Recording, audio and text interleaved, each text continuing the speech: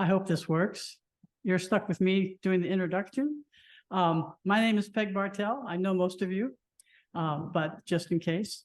Laura Shulman is going to be doing our presentation tonight. And for the next, we have 2 more sessions after this on the religions of India. So Buddhism, Sikhism, and Hinduism. You're probably most familiar with the Hinduism and Buddhism, but Sikhism is also a very interesting faith. I want to welcome everybody, people here in the room, as well as people on Zoom.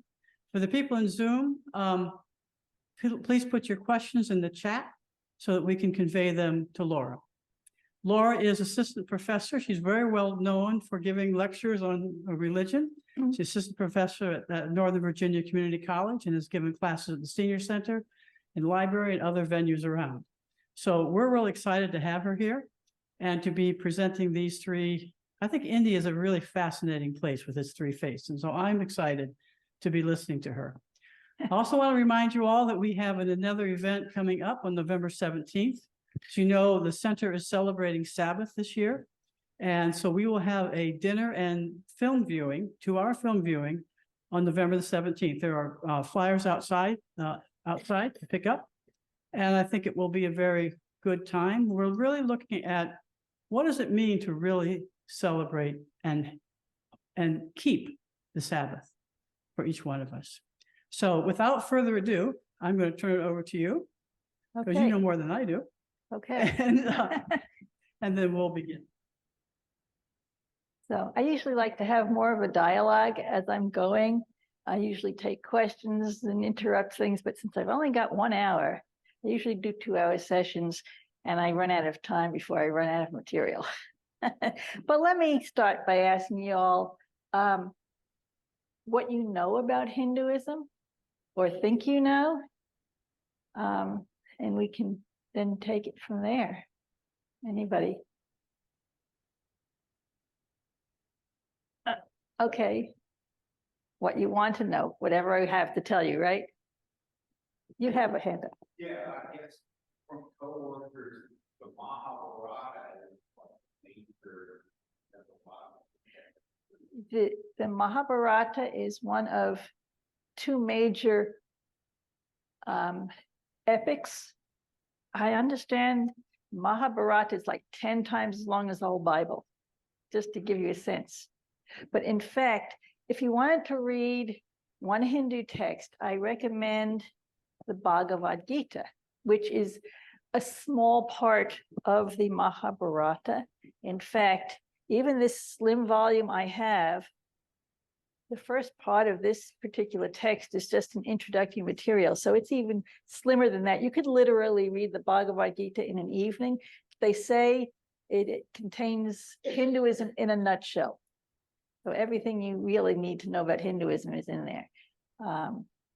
I venture to say even most Hindus haven't read the entire Mahabharata, but they're all familiar with the Bhagavad Gita. So were there any other introductory questions before I start?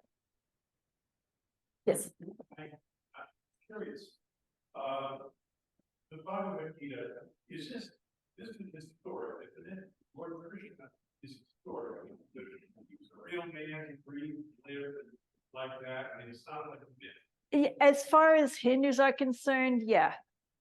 And it would date back at least 5,000 years ago to an event, a battle that took place at least 5,000 years ago. But who knows who really existed 5,000 years ago? So, yeah.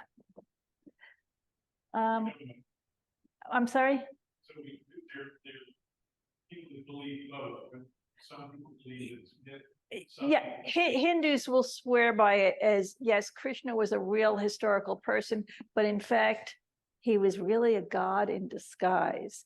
And I think that's a good jumping off point because Hinduism is about seeing the divine everywhere and in everything. And what might be viewed as historic persons from a Hindu perspective, those are manifestations or incarnations of gods or the god. Is Hinduism monotheistic or polytheistic? This is a big question. Hindus will say it's monotheistic, but from our perspective, it looks like a polytheism. So we're going to try and understand that too. So Hinduism is the oldest, or one of the oldest religions of humanity that still exists and is widely practiced, we'll put it that way.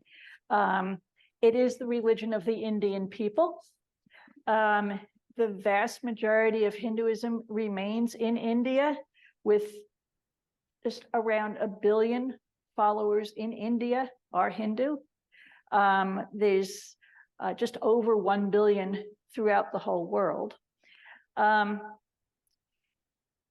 Hinduism has given birth to several other religions: Buddhism, Jainism, and Sikhism, and we'll be looking at Buddhism next week and Sikhism in 2 weeks.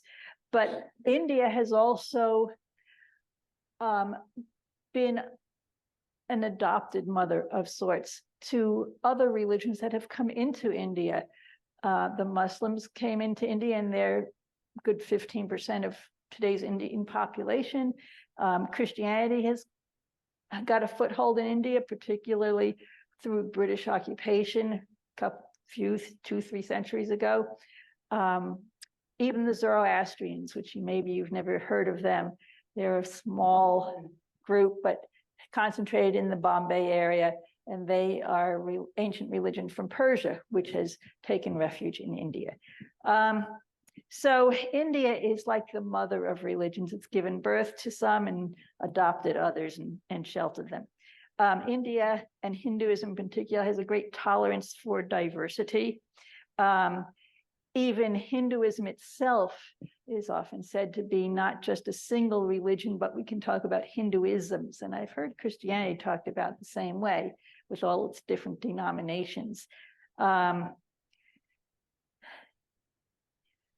As I noted a bit earlier, Hinduism has many deities, so it looks like a polytheism, but you ask any Hindu and they'll say it's really a monotheism.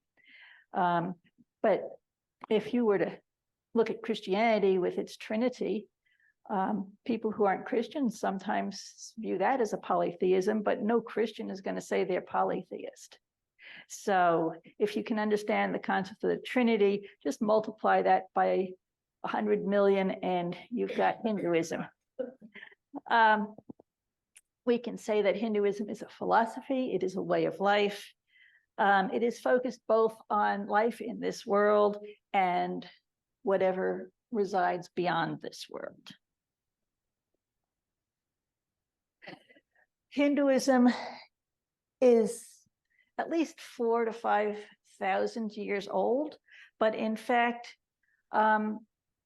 it's hard to pin down any particular time and person that was the founder. It developed along with the culture of India, and over the centuries and the millennia, various pieces have been added onto it. But some of the pieces that still exist today, from an archaeological perspective, have been traced back 3,500, 4,000 BCE or older. It's been associated with a migrant people known as the Aryans, who were present in India 3,500 years ago or so. There's a lot of debate as to whether the Aryans were always in India or if in fact they entered India at some point. But suffice it to say, the most important texts come from the Aryans. Hindu or scholastic, otherwise nobody has ever denied that there's an association between the Vedas and the Aryan peoples. The Vedas are the oldest and most authoritative sacred texts of Hinduism, but even those, over the 1,000 years of development and adding on to, there isn't a single text that we can point to, like such as with Christianity or Judaism, we can point to the Bible as the one sacred text. But just as the Bible is really a collection of books, so there are books of the Vedas, and it culminates about 2,500 years ago or so with the Upanishads, which is sort of the pinnacle of philosophy or metaphysics within Hinduism. So we have two main categories of texts here. The older, more authoritative are referred to as the Shruti, or those which are heard, basically the Hindu equivalent of revelation, where the ancient sages heard wisdom, presumably from the gods, and passed it down orally until it was eventually written. This includes the 4 Vedas, which is a collection of myths and ritual directions, sort of like a cookbook for how to perform rituals. Ritual is actually very important in Hinduism down to this day, and chants that go along with the rituals. If you were to visit a Hindu temple, even here in Virginia, you would still hear the priests in the temple chanting in Sanskrit from the Vedas as they perform the rituals. The Upanishads I mentioned are kind of like the end of the Vedas. They call it Vedanta, the end of the Vedas. And this is where you get metaphysical speculation about the nature of reality and the nature of the self, which I'll reveal to you in just a moment. There are other texts that deal with the exploits of the gods interacting with human beings. So all of this is part of the Shruti texts. The Smriti, someone mentioned earlier, the Mahabharata, and then I added the Ramayana, the 2 great epics, the great Indian epics. These are remembered texts, and it's basically kind of the early history, in the same way that Genesis, we could say, is the early history of human beings interacting with God. So to the Smriti, or remembered texts, are remembered by human beings, so passed down in that sense. While they're less authoritative than the Vedas for informing the religion and the way of life, they are more popular. In fact, the Mahabharata has been dramatized through Bollywood productions. Hindus and others are actually more familiar with these less authoritative texts. They're fun, they're wonderful stories and dramas, but the real origin of Hindu beliefs actually come in from the Vedas. So what do Hindus believe? You have probably heard of karma and reincarnation. Those are 2 important aspects of Hindu belief. But Hinduism, we could be said to start with one impersonal ultimate reality, which they refer to as the Brahman. And the Brahman is not a god, it's not a personal being, it is the cosmos, and it's beyond the cosmos, it's the source of everything that is.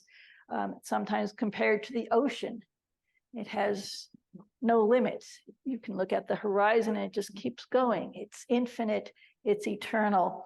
But it does manifest itself in many ways, in particular as many personal deities. And I'll talk about these deities in a bit. Who are they? What are they? Then there's the true essence of life, of our life, the life of all living things is the Atman, what we might refer to as the soul or the spirit of the divine within us. Brahman, basically trapped in matter. The Upanishads refer to it as that art thou. That Brahman is who you are. And Hinduism is all about realizing that as the true nature of your being, of your existence, and making that a reality. I have a Hindu friend of mine says, we are not human beings having spiritual experiences. We are spiritual beings having a human experience. When you turn that around and start thinking about yourself as a spiritual being first and foremost, and human merely a drop in the barrel as far as your eternal life is concerned. If Brahman's eternal and Atman is Brahman, you are eternal. You are not your body. Your body houses you. Reincarnation. The Atman is the Brahman. The Brahman's eternal. The Atman is eternal. Your body may live a mere 80 some odd years, but your spirit pre-existed your current body and will continue to exist when your body gives up the ghost, as we say. Atman is continually born into this world, lifetime after lifetime, and it is karma that keeps that going. What is karma? I'm sure you've heard the word karma. What do you think of when you hear the word karma? Consequences of our actions. I'm sorry? Cohesiveness. Some people think karma is bad. It's all the, you do something and then something bad happens to you, that's karma. In fact, karma can be good too. You do something good and good things will happen to you. So it is in fact the consequences of our actions, the results of our actions. Now, sometimes karma happens almost immediately and you regret what you did. Sometimes overnight, you do something today, it's going to affect you tomorrow. Sometimes it might take longer, a year before the results of today's actions come back to bite you in the ass, as they say. But eventually, what we do in the present will impact on us in the future. And what's impacting on us now is the result of some actions we did in the past. Whether it takes a day or a year or a lifetime, it can also take multiple lifetimes to work itself out. It is an example of karma you may identify with. You go out one evening with a friend to a bar, you get drunk, you wake up with a hangover. That's karma.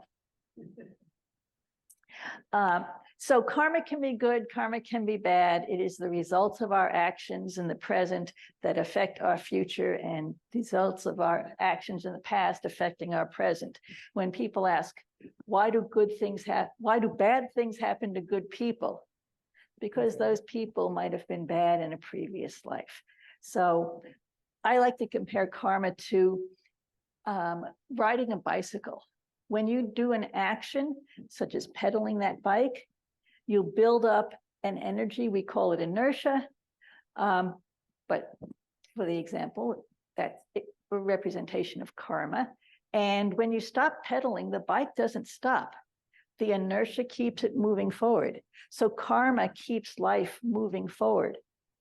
And if the karma is going to take more than one lifetime to work itself out, this is why there is reincarnation. If we built up karma in this life, we need to be in this world, we need to be a life in this world for it to work itself out. Now, the thing is, reincarnation is not the ultimate goal of Hinduism. One might think it'd be nice to have another life. We don't like the idea of death and that's the end, and we kind of want to continue living. Well, reincarnation allows us to do that, except keep in mind the Atman is trapped in a material world if there is life. The Atman is Brahman and Brahman is free. If Brahman is like the ocean, the Atman is like raindrops. And ultimately, the raindrops want to go back into the ocean. So the ultimate goal of life is to release the Atman from the material existence and return it to the Brahman. But before we get to, well, how do you do that? Let's talk about how Hinduism addresses life in this world. Because I opened by saying it is focused both on life here as well as beyond. So while we are in this world, Hinduism identifies who we are, what we're supposed to do while we're here, and what motivates us to do what we do. So first off, Hinduism has a great respect for life, not just human life, but animal life. Jainism, as I briefly mentioned in passing, is an extreme version of this, but many Hindus are vegetarian, not all of them. Maybe 50 to 70% of Hindus are vegetarian, but even those who eat meat do not eat beef. Cattle, cows are sacred in India. One can ask why. There are many different answers to that question, but you can go to any Indian restaurant here in the States and you will find meat dishes on the menu. You will find chicken, goat, and lamb. You will not find beef. Human life is viewed as supreme because humans have an intellect that other animals don't have. Humans have an intellect to understand the conundrum of our existence in this world as basically divine trapped in a material body, and the desire to escape that, and the problem that karma brings about by keeping us trapped, as it were. In terms of human life, you've probably heard of caste, which is the social class structure system in Hinduism. And that actually has its origin in some of the earliest texts of the Vedas. And if the Vedas are authoritative, particularly the older some books are, the more authoritative they are. It's really hard to eliminate caste from Hinduism. But there's a difference between caste and discrimination based on caste. Discrimination came much later and does not have to be a part of the caste structure. Gandhi himself was against caste discrimination, but he recognized caste as part of human nature. What caste says is that different people are born to serve different roles in society. And it's passed down through families. If the highest level of society were those of the priests and teachers and philosophers, the scholars, those were viewed as the most important people in society. And that is the Brahmin caste. Still to this day, in a Hindu temple, one cannot serve as a priest unless you are born into a Brahmin family. And in fact, only males can be priests in the temples. We could get into a whole explanation as to why, but that would take us off on a tangent here. The second level in society would be the nobles and warriors. Now, Europe had its social class system. I think it was 3 classes, and it started with the kings and princes and nobility at the top. In India, that's only the second level. That tells us how important spiritual life is for Hinduism, that even above the kings, the priests are the most important. The third level down is the masses of society. That's the merchant class, the businessmen, the owners of businesses, even the landowners who farm. They are the economic foundation of human society. And below the lowest level of the caste system is that of the Shudra, or the servant class. Now, in the Western world, we had slaves. Servants are not slaves. The servants are free people, but they're unskilled labor. And even in modern societies, we can see this, if you're a high school student and you don't have skills, you flip hamburgers at McDonald's, that's the equivalent of a servant class occupation. So what it boils down to is the caste system is based on occupations, and the family you're born into, we pass the occupation down generation after generation, generally father to son in traditional societies. And, we've done a lot of that in our own society. My grandfather was, he sold insurance. My dad took over his business, and my brother took over my dad's business. So that's been passed down in our family.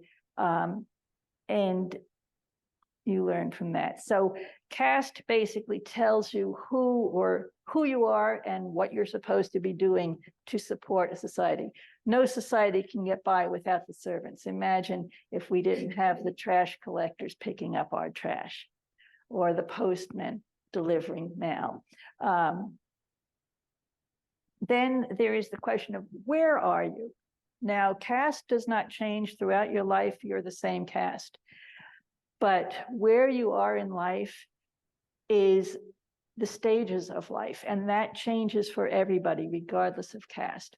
You start out as a youth, you're a student, and students are expected to do certain responsibilities. One of that being chaste, they call it brahmacharya, you're chaste. And in Hinduism, this traditionally starts around the age of 8. Again, traditionally just for boys, but that was, we're talking hundreds of years ago in that context. And there's actually a ritual of initiating a boy into the student stage of life.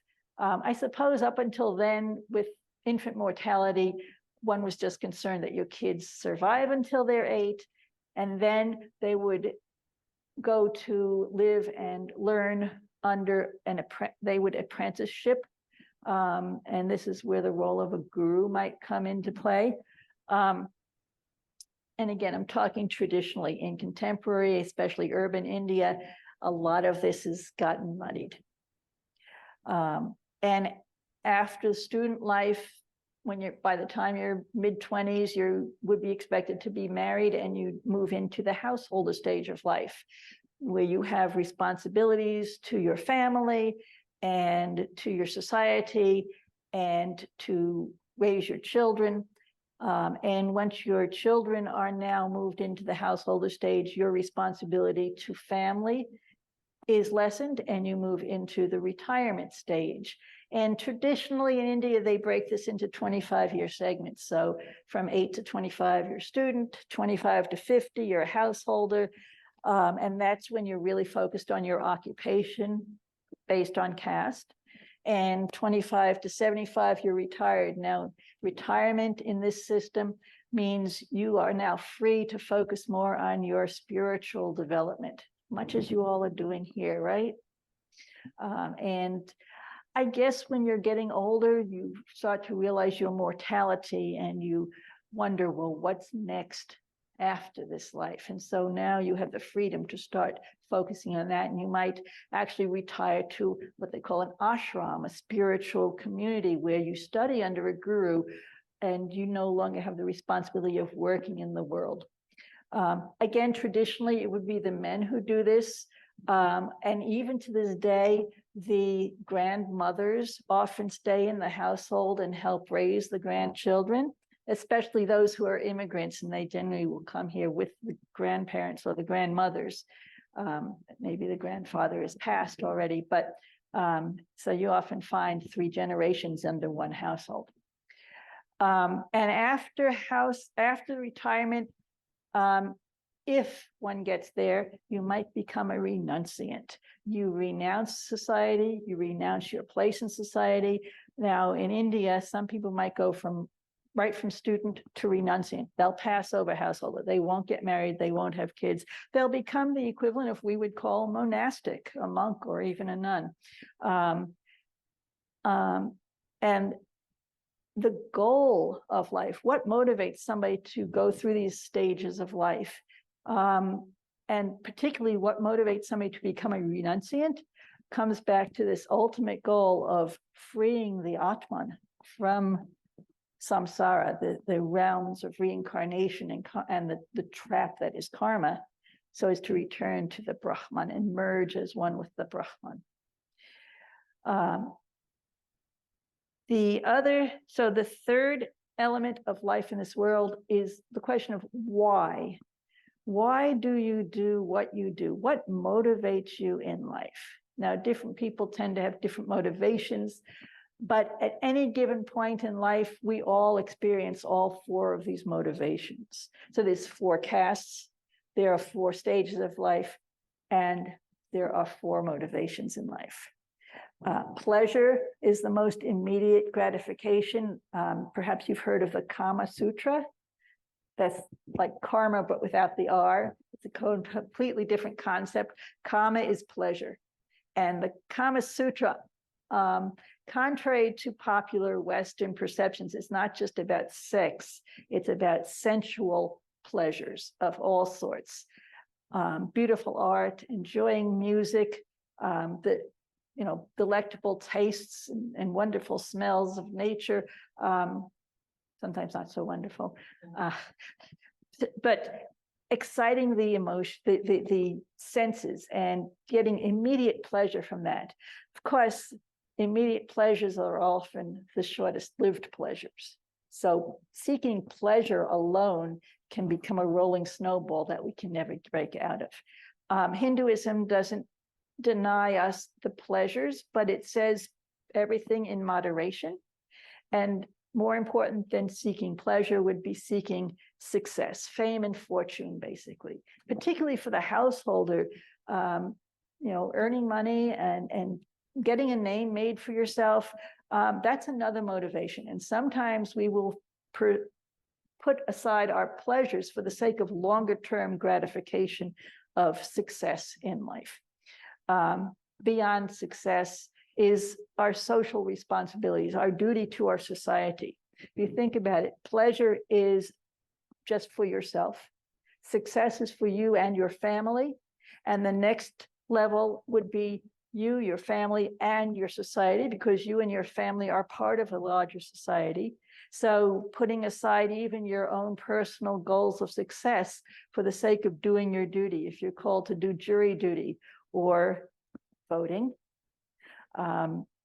So these are social duties that we set aside our own personal goals to contribute our fair share to our society, giving to charity and things like that.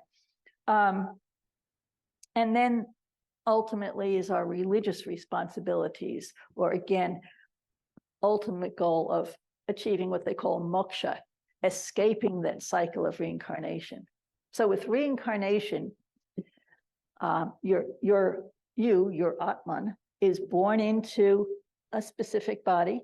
You live for a limited period of time, you die, and then most people will be reborn into another body. They sometimes called transmigration of the soul, because the soul is migrating from one body to the next. The other option, however, is instead of being reborn, you can escape that cycle, which is otherwise endless. And the question becomes, how do you do that? Where does love come in? Love? Yes. Carnal love would fall under the pleasure or the kama. Love for what? We can love Humanity, for life, for I think personal love might fall into pleasure, but love for humanity, love for all life and all existence might fall under the social responsibility. I'm trying to remember the two loves in the New Testament, Eros and agape. Eros would be the personal love, the pleasure, the immediate gratification of, one-on-one, the sensual pleasures. Agape, the selfless love, falls under that social responsibility. In fact, selfless acts of agape really fall into one of the four spiritual paths of Hinduism, which I was just about to get to. Laura, may I interrupt for 1 second? For folks in the room, when we have a question, we'll try to get the mic to you so that your words can be heard by the folks on Zoom. So we'll try to do that. So there's a lot of fours in Hinduism. There are 4 Vedas, 4 castes, 4 stations in life, 4 stages of life. I don't know why all the fours keep coming up, but there are basically 4 spiritual paths or practices of Hinduism. And to some degree, all Hindus will pursue all of these, but each individual to a greater or less extent will gravitate toward one or another, much as the motivations in life. Karma yoga is the path of action through selfless service. Going back to this idea of karma, where what we do in the present will have effects on us in the future. As ye sow, so shall ye reap, yes? What goes around comes around. But what causes the karma to build up so that it has to work itself out in the future is really more of what's the motivation behind our actions. If we're doing our actions for personal gain, we're getting something out of it, and in return, we get something in return in the future, the effects of those actions. But if what we do is selfless in nature, we're doing it to give to others, we're also in the process giving out our built up karma.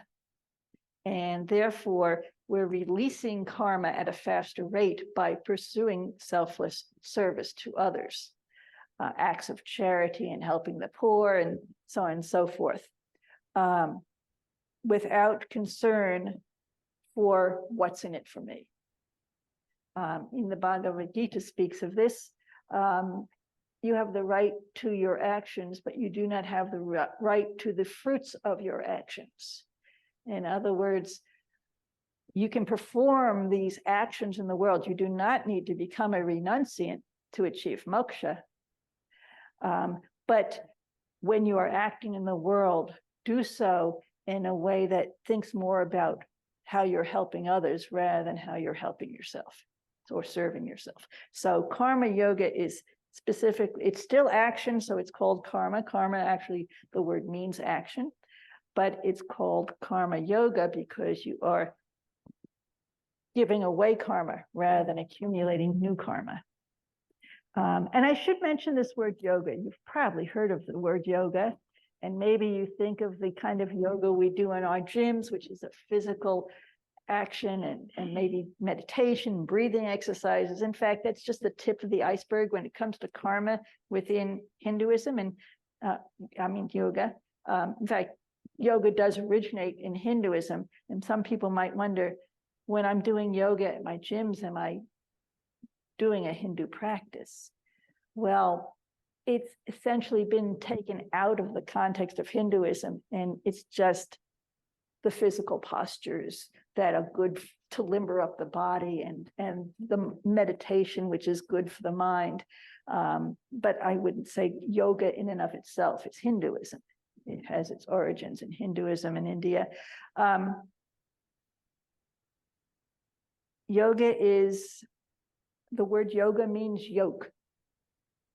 Like a yoke, such as when you put a device on 2 oxen or horses and you bind them together as one so they work as one.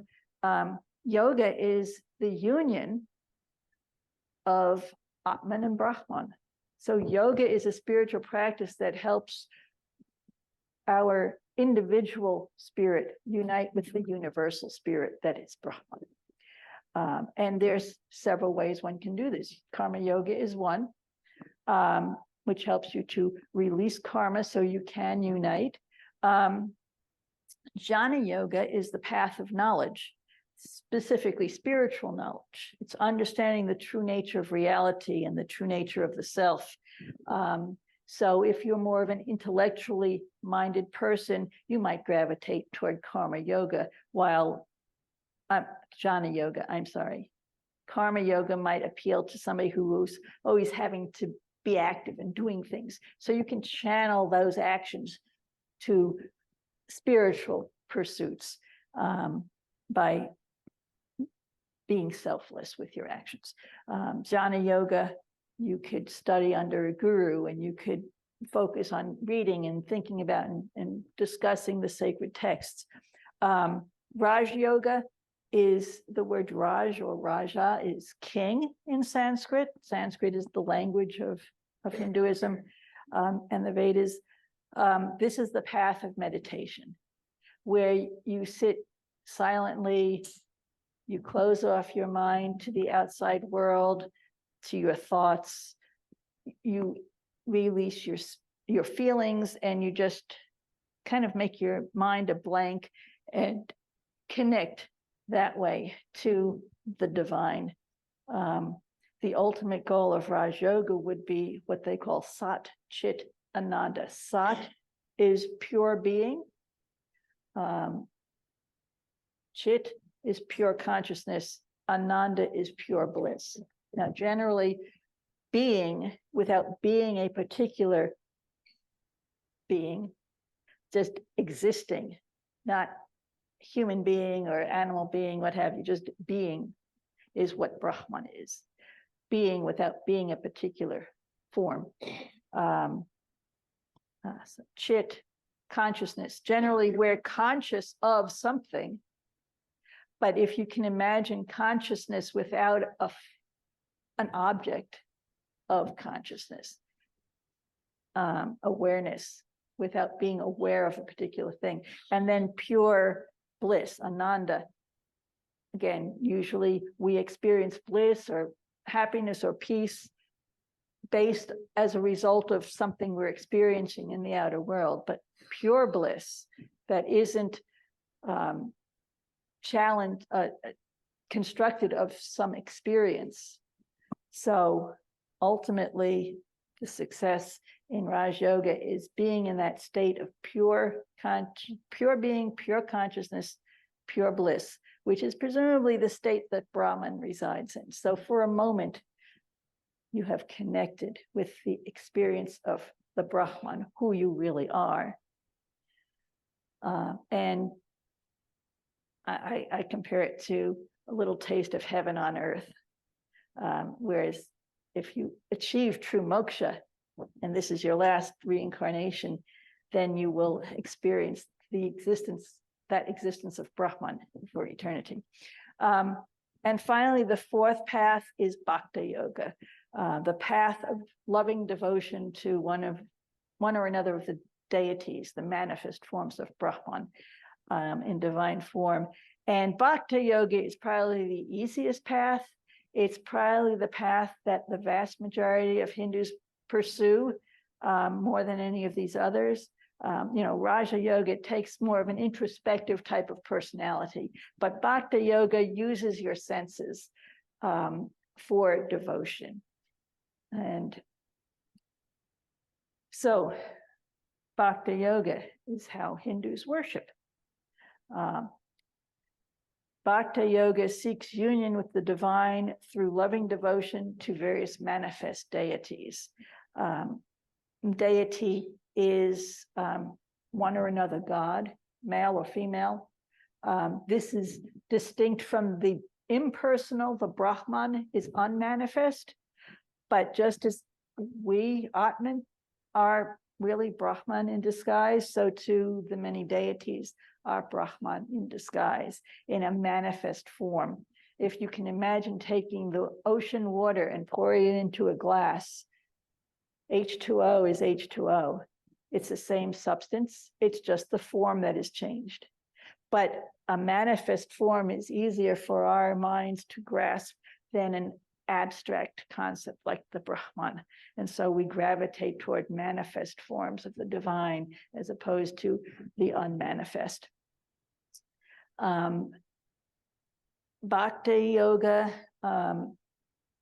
can be performed in the home with household rituals around a household shrine. Many Hindus will have a space in their home, perhaps even a whole room dedicated to a home shrine with images of the divine, the various gods in either picture form or so I like to bring my posters of various deities here, and Hindus might have pictures like these in their home shrines.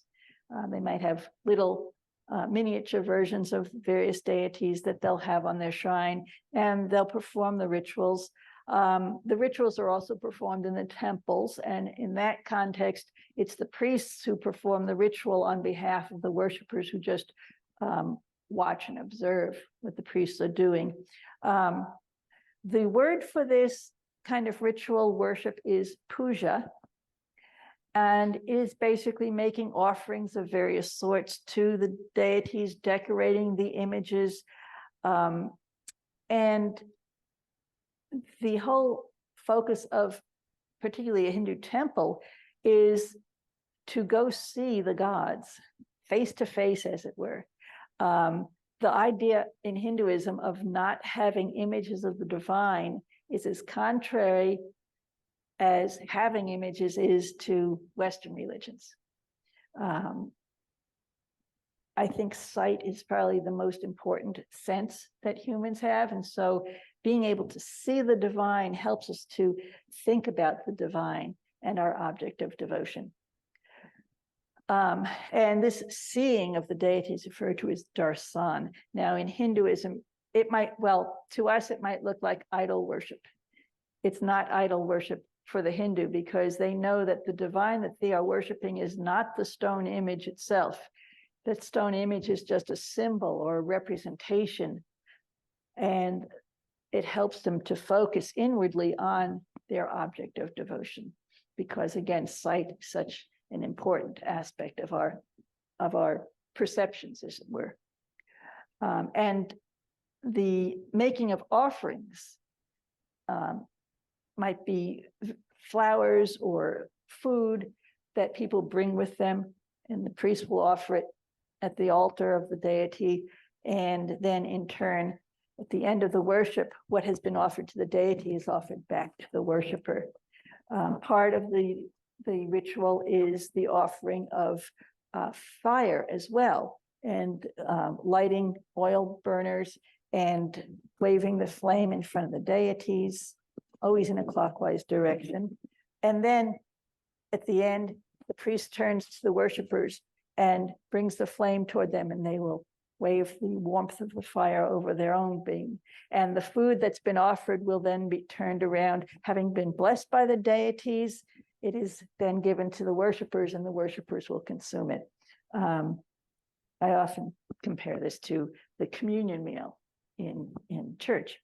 So this is called prasad. When you take into yourself what has been offered to the divine, blessed by the divine, and then you take it into yourself. And this is a way for the priest to remind us we too are divine. So eating the food that's been shared with the deity is prasad. And if you go to a Hindu temple, you will see this. So in all of this, who do Hindus worship? What are the major gods of the Hindu pantheon? All of these deity images I have here. So first there is Brahman, the creator god. And then there is Vishnu, the preserver god. And Vishnu incarnates as 10 avatars, or the word descent. First time I encountered the word avatar was in the context of Hinduism. It was sometime after that that I heard the word avatar be used in the context of video gaming. And what is an avatar in a video game? It's an image that is a representation of the real you, who's not actually in the game, but is outside the game. An avatar is, in Hinduism, is quite similar concept. It is a representation of the god, the deity, who is beyond the physical manifestation. An avatar is, in essence, an incarnate version of the deity. While Vishnu and Brahma and Shiva and all these other deities exist in a heavenly realm, particularly Vishnu, every once in a while, when human beings, when the world is in need, will come down and be immersed in this world and interact. So I mentioned Krishna earlier as an avatar of Vishnu. Brahma was featured in the text, the Ramayana, and those stories of Rama and his exploits on earth, along with his wife Sita and Hanuman, the monkey god, who is a great devotee of Rama. And then in the Mahabharata, we have Krishna, who is featured in anyway from a rambunctious child to the lover of the gopi girls, the girls who take care of the cowherd girls, even to the wise chariot driver in the Bhagavad Gita, who's having a conversation with our hero Arjuna, the warrior. So Krishna appears in various forms. And it's said that Vishnu has 10 incarnations. Rama would have been the 7th, Krishna the 8th. And from a Hindu perspective, the Buddha is the 9th incarnation. And then there is a 10th who hasn't come yet. They call it Kalkin. Kalkin would be a future incarnation. Seems to me that many religions talk about some future coming of the divine into this world. You talk about the second coming of Christ, or Maitreya Buddha in Buddhism. Very interesting when you see these parallels across religions. So after Vishnu, then we get Shiva. Shiva is the god of constructive destructions, or the transformer. Now, we don't think of destruction as a positive thing. However, one of the things that Shiva destroys are demons. And ultimately, just as individuals go through a cycle of birth, life, death, and rebirth, the universe also goes through these cycles. It comes into being, so Brahma, it lasts for a period of time. There's Vishnu helps to preserve what's been created. And ultimately, though, it decays and devolves back into the oneness of the Brahman, just to start all over again. And just as if you're flipping a house, you have to start with demo day, destruction is not always a bad thing. It gets rid of the bad, and so you can start over fresh and new. Shiva appears as Shiva Nataraj, the Lord of the dance of creation. Those who worship Shiva view him as the creator and the preserver and the destroyer, all rolled into one.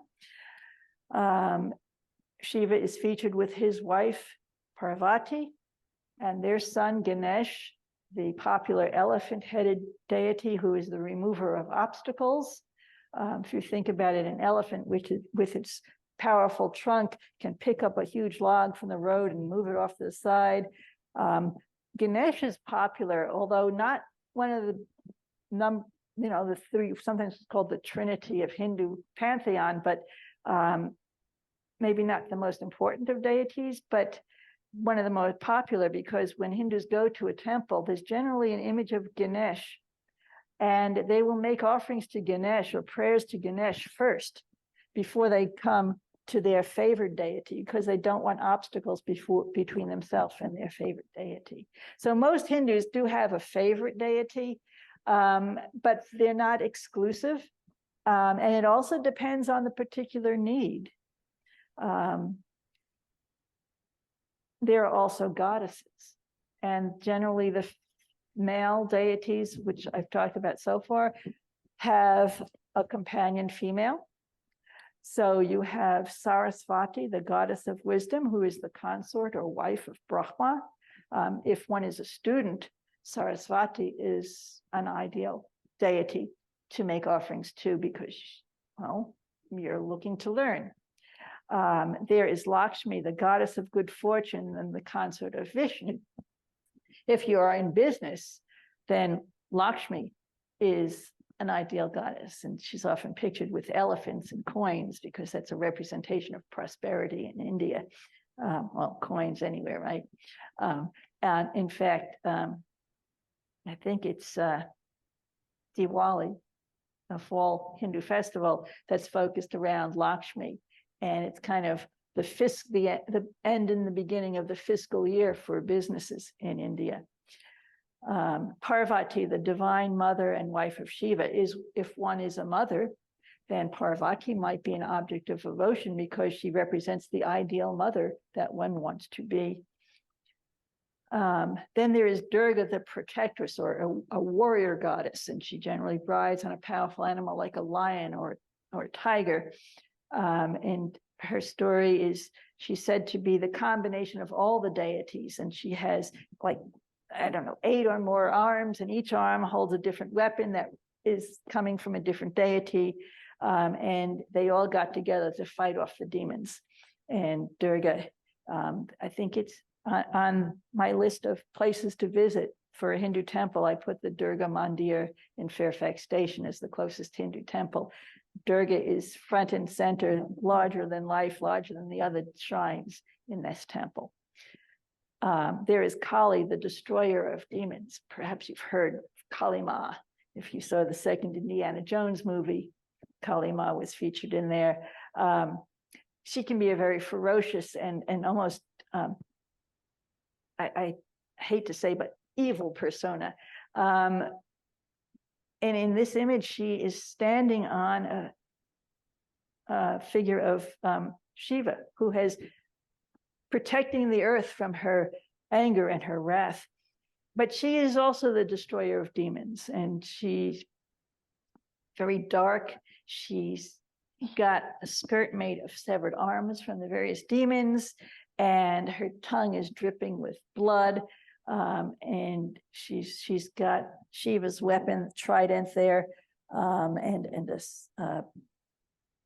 sickle with blood on it. She's got a necklace of skulls. So she's really kind of fearsome. But there are Hindus who love Kali. Kali Ma is very powerful, and to have her on your side can be a very powerful thing.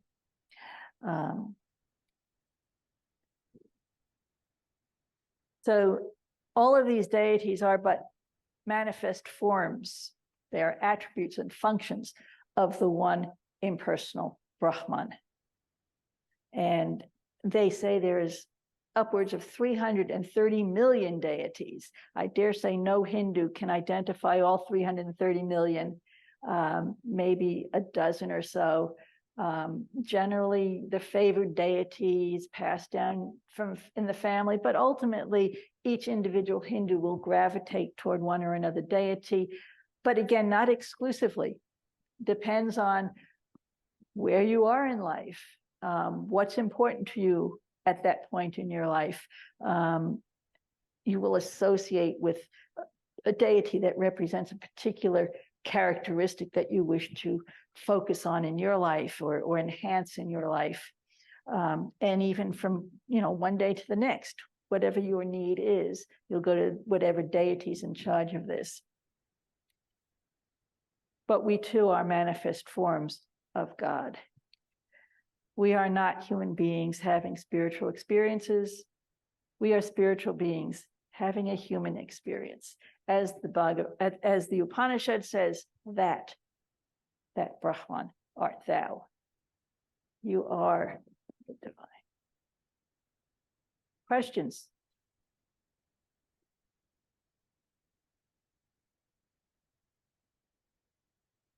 I've heard that we are in Kali Yuga. Yes. Could you describe that? And I gather it's kind of rough. Hinduism identifies, four ages or eras of time. The Kali Yuga is the last of the four. And with each age, things are worse and worse. And so, if I'm not mistaken, it also gets shorter and shorter. But the Kali Yuga we've been in the Kali Yuga for thousands and thousands of years. I don't know that anybody knows when it's going to come to an end, but that would explain all the wars and the devastations and famines and poverty in the world and so on and so forth. This is when, toward the end of the Kali Yuga, the role of Shiva becomes important. Shiva will ultimately devolve this creation. And they also say that how long does the universe last? I don't recall how many billions and billions of years science says this universe has been in existence, but Hinduism says it's been a heck of a lot longer than that, hundreds of billions of years. And that is one day in the life of Brahman. Brahman wakes and a universe is created. And for as long as Brahman is awake through the 4 yugas, that universe exists. And when Brahman sleeps, the universe devolves back into Brahman, and Brahman sleeps for as long as Brahman wakes, and then Brahman wakes, and there's another day, and they say the Brahman lives for 100 Brahman years times 365 Brahman days, which is hundreds of billions of years in our time. You begin to see, and then even Brahman itself, after 100 years of Brahman life, will go to disappear and a new Brahman will come, and endless cycles of time. But from our perspective, we view the 4 yugas and the Kali Yuga of this universe.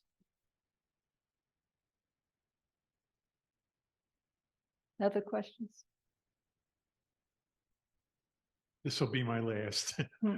The placement of this earth in this universe, I've heard it said it's kind of a rough place to be, but there is the hope and a lot of good can come from it. Is this part of the Kali Yuga, or is this am I in the wrong place? I'm not sure how a Hindu would respond to that. There's good in the bad and bad in the good. There are other spiritual philosophies that I'm aware of that focus on that. Like in China, there's Taoism and the yin yang idea. I'm thinking though the Kali Yuga, there's more bad than good. The previous yugas, which were better, maybe had more good than bad.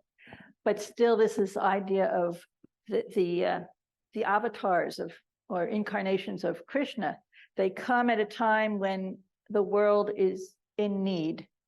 So, for instance, and Krishna's form has Vishnu's form has not always been human. Rama and Krishna and Buddha were human forms, but before Rama, there was a dwarf, there was a man lion, there was a fish who came during a time of a flood. Hinduism has its own flood story, so do most cultures. So different forms, not just human forms, whatever has been needed to help not just humanity, but the whole world to get out of a point of trouble. So it could be preserved. So I understand in these sessions that we like to have some small group discussion about what you've heard in the last hour. And on those notes, on the handout, the back of this handout, I have 2 questions for you. And I suggest maybe spend a few minutes jotting down your own thoughts and then make small groups and share. What is one or more things you learned about this religion, Hinduism, that most surprised or interested you, and why? And the second is, how might you compare and contrast this religion with your own? I know I made some suggestions to that effect during the presentation. But, you know, take some time and jot down some answers to this. Yes.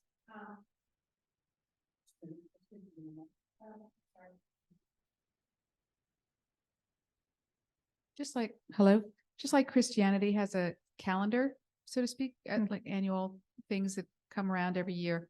Does Hinduism have that? I mean, other than I know there are festivals that we hear about, but I mean, are there sort of seasons of the Hindu calendar?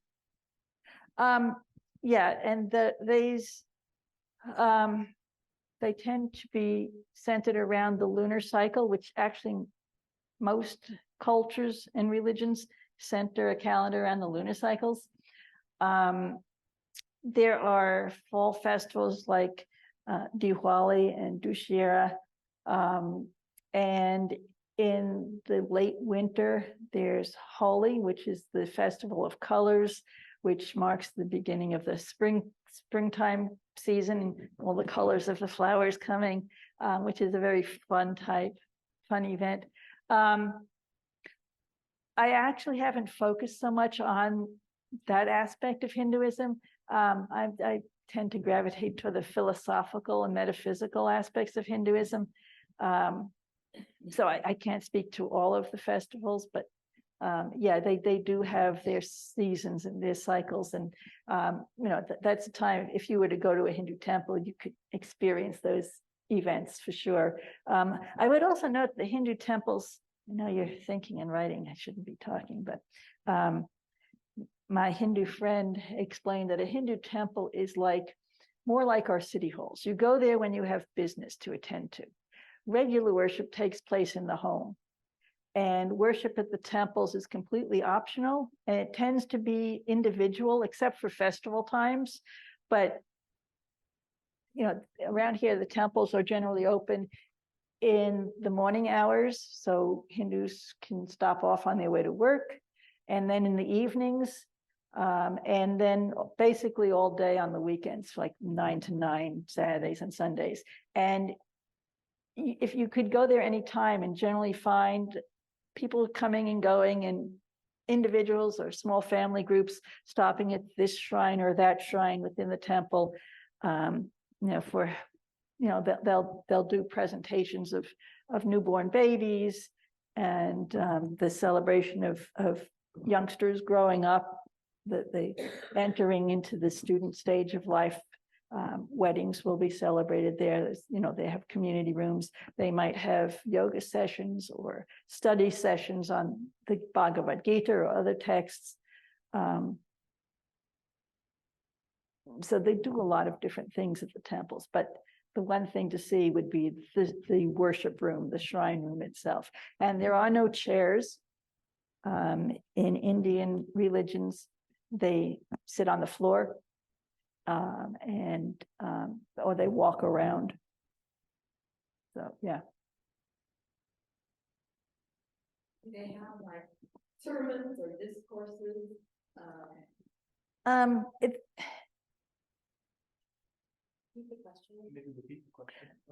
Do they have sermons or discourses? That's not really the focus of worship in a Hindu temple. The focus of worship is to praise the divine, to connect with the divine on a more individual basis. They don't have formal ceremonies. The priests actually will perform the rituals on a daily basis, whether the worshipers are there or not, because they're there to serve the gods, not to serve the people. But yes, if one wants to learn, one can attend a study group and have a lecture that way. Laura, I have a question. When you were talking about the castes, Mm-hmm. and the highest caste was the priests and the teachers. Mm-hmm. We might learn something from that in the West, actually, but the teacher part specifically. Would teachers be principally spiritually engaged teachers, or is there a secular element to that as well? Teachers of sciences or humanities or whatever? I think secular as well as spiritual knowledge. But these days, especially in urban India, even those occupational distinctions are blurred. This Hindu friend of mine that I keep mentioning, he was born into a Brahmin family. He could have been a priest in the temple if he wanted to, but a lot of Brahmins do not become priests. He actually did run a Sunday school for Hindu youth in Fairfax County, in his basement. So in that context, he was definitely working as a spiritual teacher within the Brahmin tradition. But he was also trained as a civil engineer, and for some time he worked for Fairfax County as a civil engineer. He also taught civil engineering at GMU. So urban, university trained Indian Hindus don't necessarily follow the path of their caste, but they will know what it was. And I once heard, I took a group to visit a temple, and he was presenting, and somebody asked if he would want his Brahmin daughters to marry another Brahmin. Generally, traditionally, one would marry within their caste. Although I understand that caste really applies to males, so women can marry up into a different caste, and then whatever they get their caste from their father first, and then from their husband. But his answer to this was rather interesting. He said he would prefer his daughters to marry what he called another ABCD, an American-born confused Dasai. A Dasai is an Indian. And if not that, at least somebody who'd been off the boat for 5 years. So the idea was to marry somebody that has the same kind of background as you, which makes sense within a caste system, but also in a larger context. And I think that's what most parents want. If you have a child who's marrying somebody from a completely different walk of life, you kind of feel like that's not the best marriage. And even contemporary urban Indians still gravitate toward arranged marriage. And it's an interesting concept when you think about it.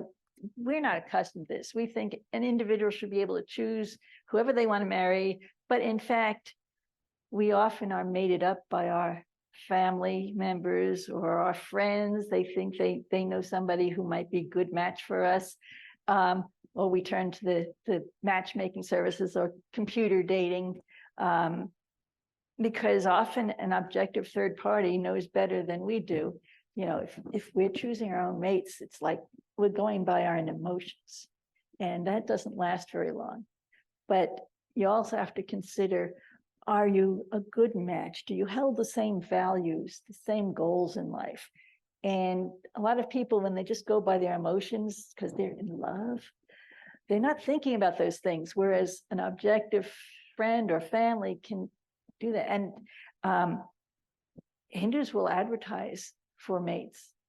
There's an Indian newspaper put out within the Indian community here, and Hindus in India will advertise that they have and they'll promote the beautiful Brahmin daughter, well-educated, seeking American husband, and then she can marry and come here, right? But they promote it as use high caste as a promotion. They use good education as a promotion. And when it comes to caste in modern India, I would note that the Indian government has made space for the lower, or what they call the scheduled castes, in university, in parliament, to seats in parliament dedicated to them. So they have done a lot to try and counteract the prior discrimination of the lower castes, what we would call affirmative action, which is kind of being looked down on in our culture now. But India has made attempts to balance the different castes and make space for them without completely eliminating the concept of caste altogether. So do you want to take a little time and just, turn to your neighbors and make a little small group and share what you've written down here?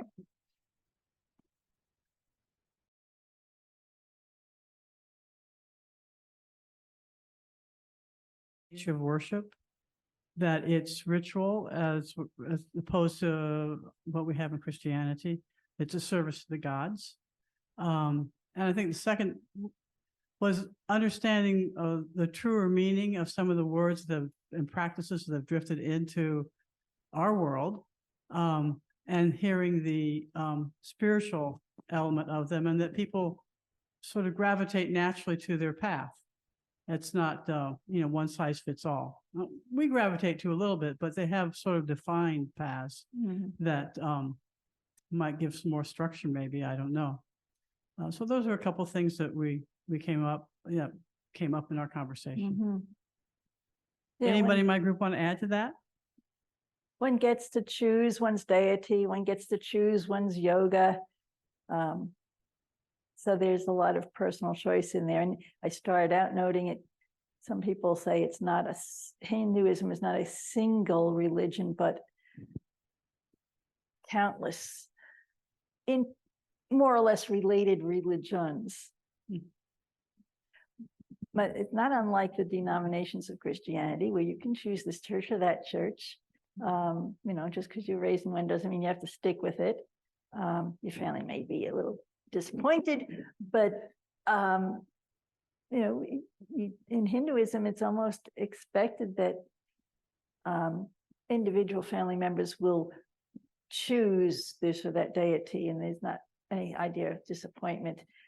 They're all legitimate paths to the one God, like many roads up one mountain.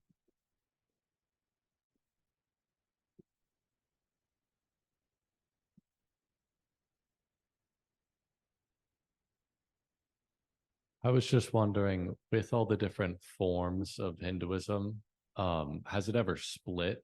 Like Christianity has split multiple times and have these different factions that have There have been more contemporary or new, if we can call them, denominations in Hinduism.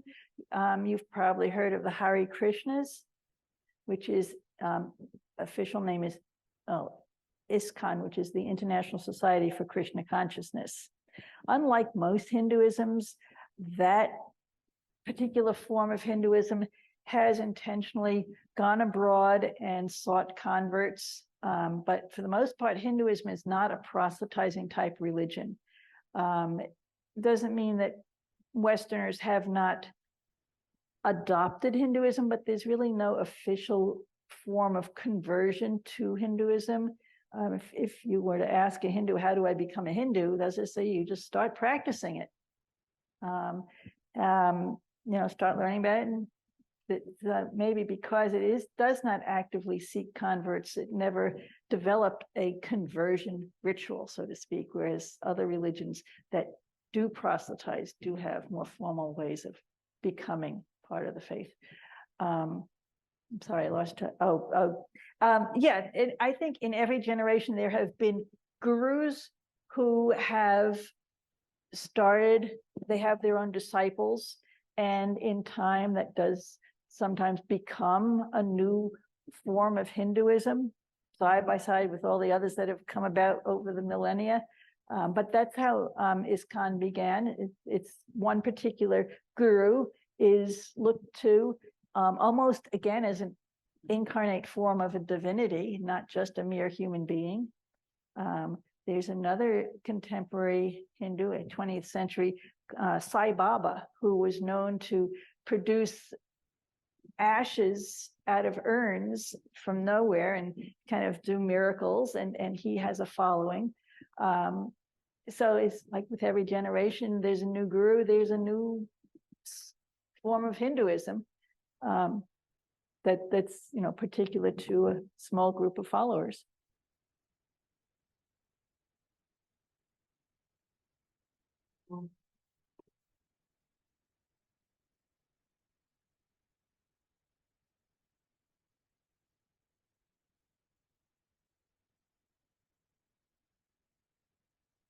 There was a question I saw in the chat, and I did type a response. Somebody hadn't heard me clearly at the beginning when I talked about Islam in India. No, Hinduism did not give birth to Islam, but Islam did enter into India, and for better or for worse, has found a home there for over the past 1,000 years. so as I was saying, there are religions that Hinduism gave birth to that came from within India, Hinduism being the earliest of those religions. But there are other religions that entered into India and have been there for hundreds of years and essentially have been adopted by India as part of their own culture, religious milieu, if you will.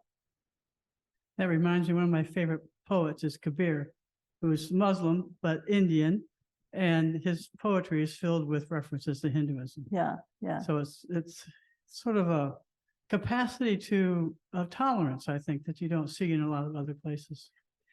Anyway, I want to thank everybody. We're going to close tonight. I want to thank everybody for coming. Laura, especially your presentation was wonderful. We're going to have another session next week on Buddhism. And Buddhism, of course, has one of the religions that has spread from India. I'm looking forward to that. So I hope you all come back. And Laura, thank you very much for your presentation. You're welcome.